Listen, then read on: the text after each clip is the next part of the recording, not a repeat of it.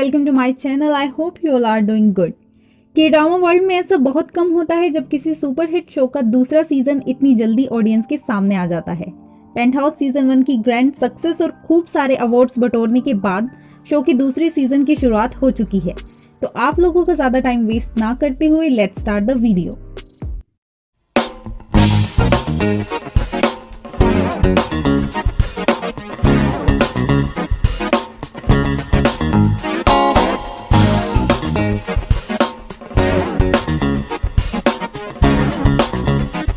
Season 1 में हम लोगों ने देखा कि अपनी 16 साल की बेटी मिनसोला के मिस्टीरियस मर्डर के बाद सूर्योन की लाइफ का एक ही मकसद बन जाता है, मिनसोला के मर्डरर्स को ढूंढना और उन्हें सजा दिलवाना। अपने इसी मकसद को पूरा करने के लिए सूर्योन ओयुनी का इस्तेमाल करती है, पर आगे चलकर वे दोनों बेस्ट फ्रेंड्स बन जाती हैं।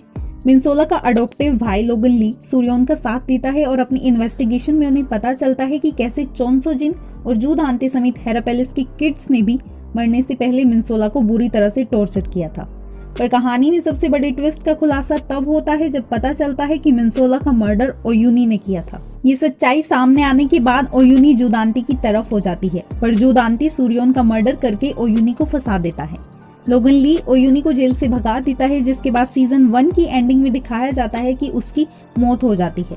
पर क्योंकि पेंटहाउस अपने सस्पेंस और अनएक्सपेक्टेड ट्विस्ट के लिए ही जाना जाता है, तो कहानी आगे कैसी होगी ये तो देखने के बाद ही पता चल पाएगा।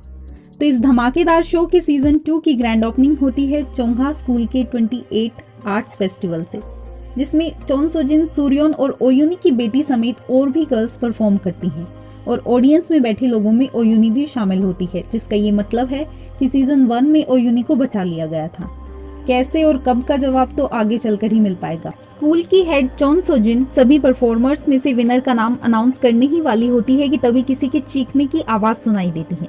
उस आवाज को सुनकर सब वहां पहुंचते हैं तो एक लड़की को स्कूल की सीढ़ियों से गिरते हुए देखते हैं और पहली नजर में देखने से लगता है कि उसकी मौत हो चुकी है। गिरने वाली लड़की कौन है और कैसे इस हालत में पहुंचती है, जानने के लिए कहानी ऑडियंस को 4 महीने पहले न्यूयॉर्क ले जाती है। चोन सो जिन, जो ओपेरा म्यूजिक वर्ल्ड की स्टार बन चुकी है, उसकी न्यूयॉर्क में परफॉर्मेंस होती है।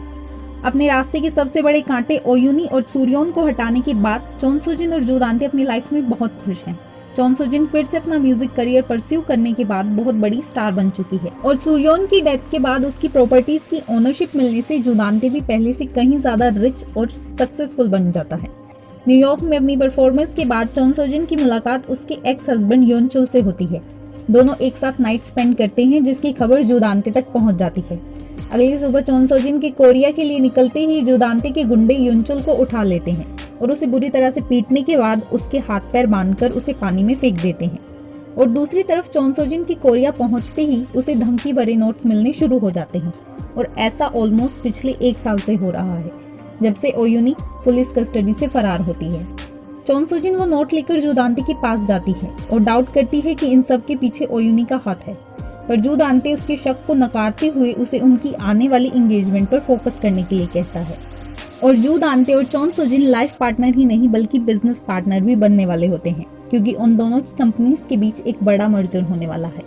स्कूल के एटमॉस्फेयर की बात करें तो चोन सो जिन के पावर में आते ही उसकी बेटी उनब्योल का स्कूल में स्टेटस बढ़ जाता है। सभी किड्स अलग अलग तरीके से उसे इम्प्रेस करके उसकी गुड बुक्स में आने की कोशिश करते रहते हैं।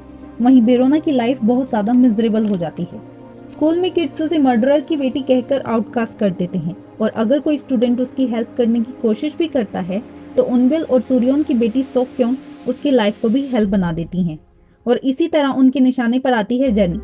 जेनी भी हेरा पैलेस के किड्स में से एक है, जिसने हर बुरे काम में सबका साथ दिया है, पर प्रेजेंट में बेरोना की सिचुएशन देखकर उसे बहुत बुरा लगता है और वो उसकी हेल्प करने की कोशिश करती है, पर इनबिल और सोक्योंग उसे देख लेती हैं और दोनों अब जेनी को बुली करना शुरू कर देती हैं।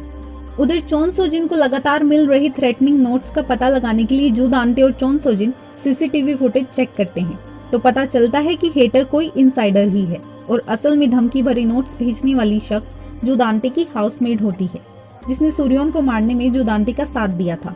वो हमेशा से सूर्योन की जगह लेना चाहती थी और अब चोन सो जिन को जूदांते की लाइफ में बर्दाश्त कर पाना उसके बस से बाहर हो जाता है। जूदांते हाउसमेट को रंगे हाथ पकड़ लेता है और अपने गुंडों से उसे सबक सिखाने के लिए कहता है। हाउसमेट से छुटकारा पाने के बाद जूदांते बड़े प्यार से चोन सो जिन को प्रपोज करता है वो उसे रिंग पहनाने वाला होता ही है कि पुलिस आकर उसे सूर्योन के मर्डर के लिए अरेस्ट कर लेती है और पुलिस स्टेशन में जाकर उसे पता चलता है कि असल में उसकी हाउसमेट ने सुसाइड कर लिया है और मरने से पहले उसने अपने सुसाइड नोट में कन्फेस किया है कि जूदांते ने ही सूर्योन का मर्डर किया है।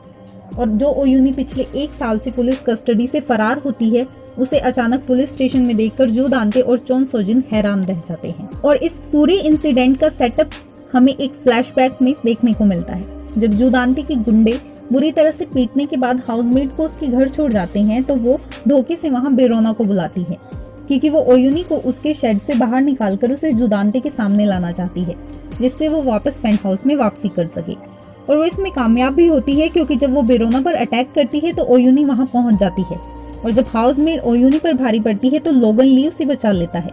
और इससे पहले वो दोनों हाउसमेट से कुछ सच निकलवा पाते, वो सुसाइड कर लेती है, जिसके बाद लोगन ओयूनी से पुलिस स्टेशन जाकर सरेंडर करने के लिए कहता है और खुद वो हाउसमेट के नाम से जूदांते के अगेंस्ट एक सुसाइड नोट लिखता है, जिसकी वजह से जूदांते को पुलिस अरेस्ट कर लेती है। और खुद को बचाने के लिए जूदांते के पास सारा इल्जाम मरी हुई हाउसमेट पर डालने के अलावा और कोई रास्ता नहीं बचता, जिससे उनकी सबसे बड़ी दुश्मन ओयूनी भी सब एलिगेशन से फ्री हो जाती है। एक लंबे इंतजार के बाद फाइनली बेरोना अपनी माँ से मिलती है और उसे साथ लेकर ओयूनी शहर छोड़कर हमेशा के लिए चली जाती है। और 3 महीने बाद जूदांते और चोन सोजिन की एंगेजमेंट का दिन आता है, जिसका हाईलाइटिंग मोमेंट होता है जब चोन सोजिन का एक्स हस्बैंड योनचुल अपनी वाइफ के साथ ग्रैंड एंट्री करता है। And hold your breath guys, क्योंकि उसकी वाइफ और कोई नहीं बल्कि ओयूनी होती है। और इससे भी ज्यादा सरप्राइजिंग मोमेंट होता है जब दोनों वापस हेरा पैलेस में शिफ्ट करते हैं। योनचुल एक अमेरिकन स्टार्टअप कंपनी का CEO बन चुका है और दोनों अपने अपने मकसद को पूरा करने के लिए वापस कोरिया आए हैं। और असल में उनकी फेक शादी भी सिर्फ हेरा पैलेस के लोगों को दिखाने के लिए होती है। चोन सोजिन ओयूनी को वापस हेरा पैलेस में देखकर अपनी फ्रस्ट्रेशन निकालने के लिए उसके अपार्टमेंट पहुंचती है, पर योनचुल दोनों के बीच आ जाता है और चोन सोजिन को वहां से जाना पड़ता है। इन सब बातों से फ्रस्ट्रेटेड चोन सोजिन अपनी अगली परफॉर्मेंस की रिहर्सल में लग जाती है, पर उसकी आवाज उसका साथ नहीं देती और डॉक्टर्स उसे बताते हैं कि उसके वोकल कॉर्ड्स डैमेज हो चुके हैं और वार्न करते हैं कि उसे अपनी परफॉर्मेंस कैंसिल कर देनी चाहिए, नहीं तो वो लाइफ में कभी नहीं गा पाएगी। पर चोन सोजिन के डेविल ब्रेन में एक आइडिया आता है। वो अपनी जगह गाने के लिए एक ऐसे सिंगर को ढूंढ लेती है जो उसी की एज की हो और उनकी आवाज एक दूसरे से मिलती जुलती हो। परफॉर्मेंस के दिन दूसरी सिंगर को एक हिडन प्लेस पर खड़ा कर दिया जाता है, जहां से वो गाना गाती है और स्टेज पर खड़ी चोन सोजिन लिप सिंक करती है और सॉन्ग के एंड में रिहर्सल से काफी अलग और ग्रैंड परफॉर्म करके वो सबको हैरान कर देती है।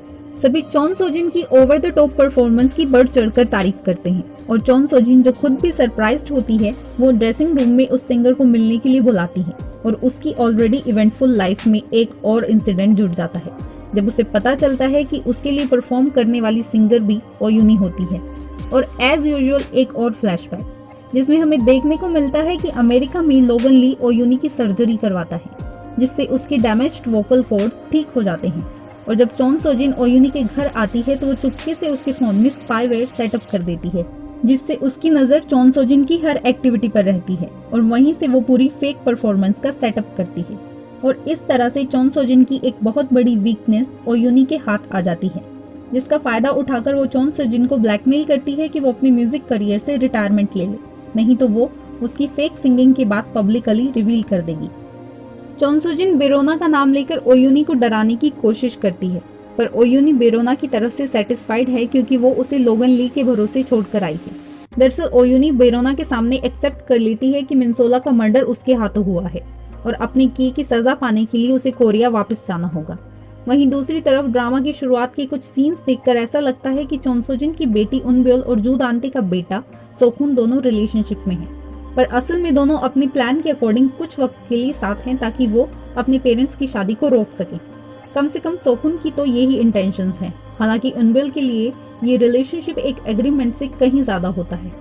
उधर अमेरिका में रह रही रोना को लोगों से पता चलता है कि कैसे चोंगा आर्ट फेस्टिवल की ट्रॉफी जीतना मिनसोला की लाइफ का ड्रीम होता है और मिनसोला के इसी ड्रीम को पूरा करने के लिए बेरोना वापस कोरिया आ जाती है। और बेरोना की शो में री एंट्री कई कैरेक्टर्स के लिए बुरे ख्वाब से कम नहीं होती। अब तक के सेटअप से इतना तो क्लियर है कि ओयूनी के वापस लौटने के पीछे कोई बड़ा मकसद है, जिसमें लोगन ली उसका साथ दे रहा है। शो में सूर्योन की कमी भी बहुत खल रही है, पर पेंट हाउस ड्रामा की कहानी सरप्राइजेस से भरी हुई है। तो देखते हैं कि आगे क्या होता है। जाने से पहले don't forget to like this video and do subscribe for the upcoming parts.